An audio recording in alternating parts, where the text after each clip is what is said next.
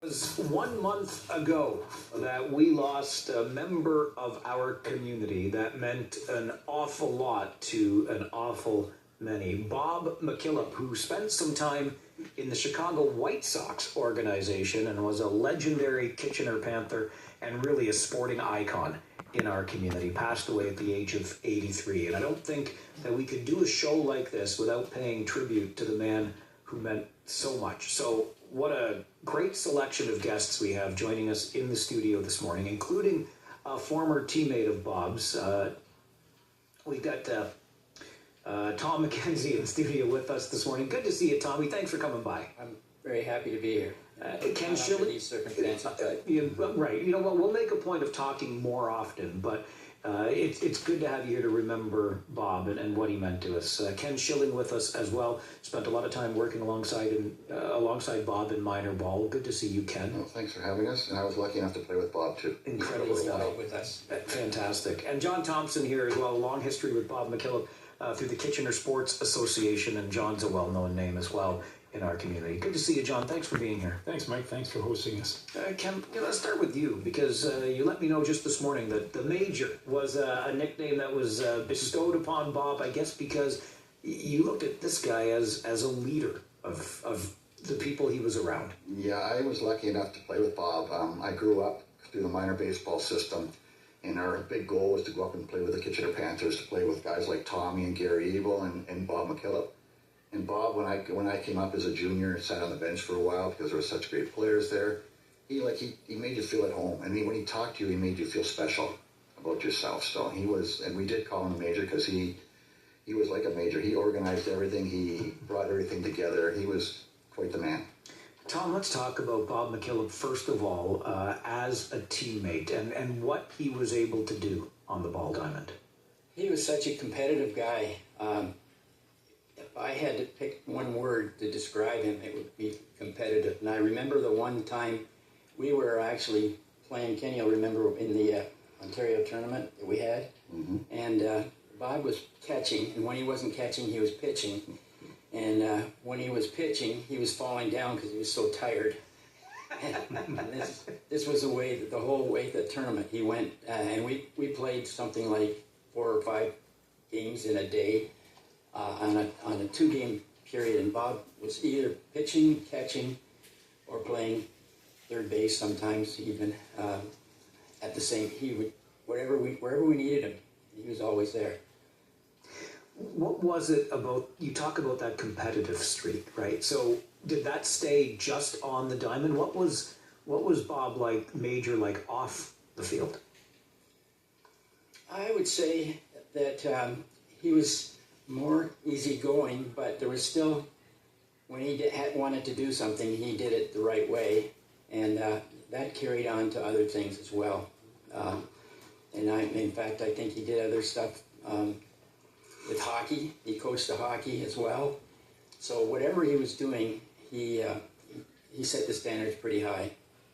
Ken, as we mentioned, you got a chance to play alongside Bob as well. What was it like being a teammate of McKillop? It was an honor. Like you say, growing up through minor baseball, you just looked and you went. I used to sneak into Victoria Park and watch them play there, and then at Centennial, just to watch them play and to get to meet them and play with them. And it was an honor. Like he was just so good. Like people don't realize what an athlete he was, complete athlete. John, Kitchener Sports Association for decades did so much in this community, helped to build so many things, including our Memorial Auditorium as an example. But you and Bob would have worked closely through your time with the KSA. What was that relationship like? What I always appreciated about Bob was he was a straight shooter. So if you had to have a meeting, or wanted to have a meeting and you wanted a variety of opinions, Bob could be counted on for, well, one opinion as a minimum, sometimes 2 and 3 opinions, all well documented, well stated by Bob.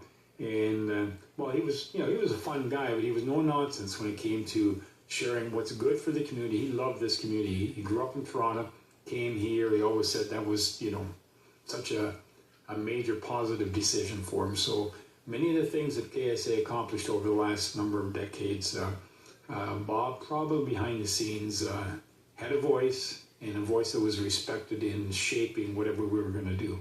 And this went into, I believe, John, really the grassroots of sport in our community. I know baseball was the first love, but we've already talked about coaching some hockey as well. The University of Waterloo remembered Bob McKillop for all that he meant to the school and to sports there. He really did transcend. It wasn't just baseball. And I think KSA, once KSA started earning some money through the KSA 50-50 draws at the Ranger games, one of the mottos of KSA was putting skates on kids' feet. And of course, Bob was involved with more than hockey at University of Waterloo. He was general manager of Kitchener-Minor Hockey Association for several years. And he wanted to see things thrive. Sure, it's great to be an elite athlete, and Bob was one of those, and he was probably an elite coach as well. I'll go one step further. He was an elite person, and he wanted to give back to his community, and that starts with the grassroots. No wonder that he and Donna Weaver, with Donna's kids, were so tight in making sure kids had opportunity. Boy, oh boy, you bring up that Weber name, you take the Weavers, and you take the McKillops, and then we've got Mackenzie and Schilling in studio too, but we're talking about, the history of Kitchener Panthers baseball. Was there any air about Bob having been in the Chicago White Sox organization for those years, coming back and playing intercounty ball with Kitchener? Oh, absolutely. He was you strive to be like him or try to be. You can never be as good as him. I couldn't anyway. But just try to raise your level because you didn't want to let him down. Because he, like Tommy said, he's very competitive. He wanted to win. He wanted to win the right way. He taught the right way. And it was a pleasure, just like I say, just trying to get up to his level or close to it. Go ahead. I have another aspect of it. My family and Bob. Bob and I are the same age. We have 2 children, boy and a girl, and they're both the same age. The girl's the same age, the boy's the same age. And so whenever we talked about anything related to sports, it was also to do with your family as well. And he was a good family man. He really was.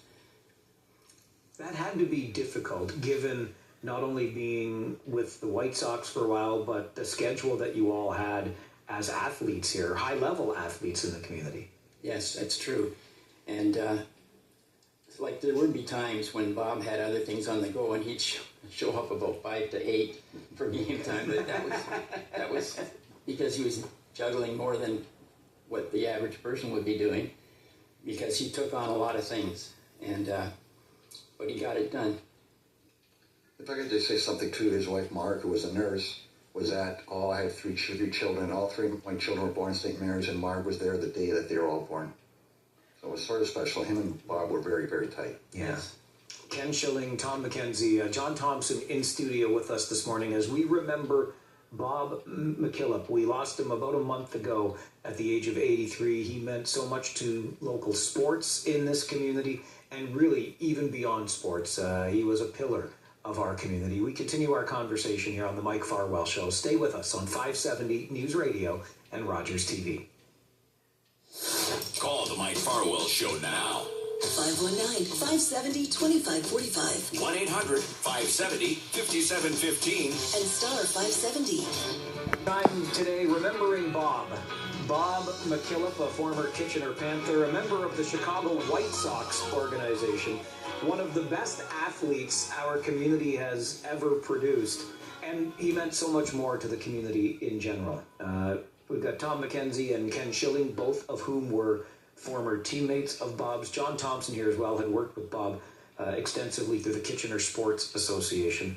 Tom, you, along with Bob and a couple of others, former Kitchener Panthers, recognized as among the 100 best inter-county ball players ever. Where'd you put that gold bat you got for that recognition? It's been moving around the house. Last I saw it was just hanging, leaning against the door to the outside. What does a recognition like that mean to you? It meant being in a special club, really, of people that commit a lot of time, and it's one of my better memorabilia, for sure. What got you into baseball originally? Oh, I grew up playing baseball at 5, 6 years old. My dad played some, and my uncle played some. My uncle played a little bit in the inter-county, but I used to go to the side of the house and throw the Indian rubber. I had an Indian rubber ball which really moved. If you're throwing that against the side of the house, your reflex has got to be quick to get it back. I do short hops, long hops. I do seventh inning with backhands. Oh, jeez. Yeah, I did that day after day after day. I enjoyed it a lot, just having a ball in my hand. So if I could, how did you first meet Bob, Tom? First met Bob, I was at a high school football clinic, and it was at the CNE, and Bob happened to be there. And I met him there for the first time, and I always remember that about him being there, and that I'd seen him. We didn't really talk, but I knew he was there. And then I went down to Florida during March break, and there he was again. And that's twice I saw him without actually getting to meet him. And then when I came back to Kitchener and he showed up at the park, we introduced each other, and it was a go from there on. And it was really interesting. Like I said, his family really paralleled my family, age-wise and everything else, and so it was a natural. What about you, John? Do you remember your first meeting with Bob? I was thinking about that as Tom was speaking, and I think my first year of university, we're going back a long time, and Bob was, I was in his air store, and there was someone in front of me in line and carrying out several big bags of groceries, probably total about $30 worth of those days, but and I said, who is that guy? He looks familiar, and it was Bob McKillop. He and Margaret were in line at his air store at Waterloo Square, and I was a bit in awe of him because as a student at the University of Waterloo, I was aware of his growing reputation already, so I never did talk to him though until we got involved, I think, in KSA. If we had time a little later, there's several other areas where Bob was involved in the community, and if we have time, I'd like to share that too. Tom, you sounded similar to John. When you knew of Bob McKillop, you knew the reputation, you knew the person, but you had only seen him, right? The CNE, then again in Florida. It wasn't until you're on the diamond together that you make that introduction. That's exactly right. A little bit in awe, I guess. Yeah. Yeah. Hey, I think I know you. What about you, Ken? Well, I think the first time when playing, junior and senior were very close back then playing baseball, and usually called up a couple junior players to come up and sit on the bench or whatever. They were short players. I remember the first time I come up and Bob was going in a pitch, and they said, somebody go catch him in the bullpen. And nobody wanted to catch him in the bullpen because it was pretty dark down there. So you're the rookie or whatever, you're down there. And I think the first time I caught down there, I was just trying to survive. I threw the ball so hard, this ball moved, and I thought, oh, wow. It was impressive. This impressive athlete that accomplished so much on the field of play, as we've talked about, Ken, did so much for the community, particularly sports, especially baseball. And I know, among other things, the lights that we now enjoy so we can play longer into the day at Bright Up Park. Bob was a driving force behind getting Bob those was a installed. big part of that, and the lights at Lions too. Yep. And we had a brand new batting cage we constructed at Bright Up so we could have more time for players or teams to practice without being on the fields. He was a big part of that. And then Kitchener Line Baseball honored Bob with a bench. We have a ring of honor, we call it, at Bright Up 2 and around the diamond. And Bob has a bench there with his name on it. We have a lot of other people, and Bob, as you know, was a very good speaker and liked to talk quite a bit. So he was our master of ceremonies whenever we had somebody else honoring with the bench. So he did a great job. It's a fitting tribute to somebody of his stature. John, you alluded to, even beyond sport, the other ways that Bob was involved in and contributed to our community. Well, I know that he and Tom were prolific players. Ken was also a Panther, but I'm not sure if you realize what a strong affinity you and Bob had. And I've seen Besides just the gift of gab? Well, that could be part of it, but I've seen on occasion where Mr. McKillop would be sporting a Toronto Maple Leafs cap. And He's a smart guy, John. That just points that out, right? Anyways, Bob was involved in Kitchener Sports Association. One thing that, in his latter years, if you will, maybe the last decade or so, he loved doing PowerPoint presentations on his computer. And so when we did the volunteer recognition program at KSA, Bob's quirky is probably a good adjective here. Bob's quirky sense of humor would come forward in some of the images he would have in that. And he did that for me for the IC Hall of Fame productions and other events that we had in the community. He loved doing that. He loved being able to research and make people look good on the screen in kind of a whimsical sort of way. So he was a good asset for Kitchener Sports Association. Yeah, and I had a summer tournament. Mike, I think he played in a one-year sports and scholarships golf tournament. Bob was bringing his greeting and hosting capabilities to that, making people feel welcome. He had a lot of talents that weren't just physical, athletic types of things. I think if you're a friend of Bob, don't ever cross him. If you're a friend of Bob, you're a friend for life. I think that's a pretty good statement. Yeah. Absolutely fair. It's really well recognized. You probably one of the best recognized people in the area. If you mention his name, people would know who you're talking about right away. And it was all good. I think the other part too is when he left Kitchener Minor Baseball, he was always there, and he mentored a lot of us for Kitchener Minor Baseball coming up, getting into it.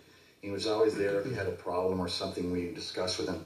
He was always so helpful in giving us good advice and steering us in the right direction. So I felt similarly to each of you gentlemen when I met Bob for the first time, because I'm just a young kid trying to make his way in sports broadcasting to some degree through my work with the Rangers. And when Bob first introduced himself to me, I knew who he was. I thought, wait a minute, this man's extending his big bear paw to shake my hand. And it was definitely an awe-inspiring experience for me.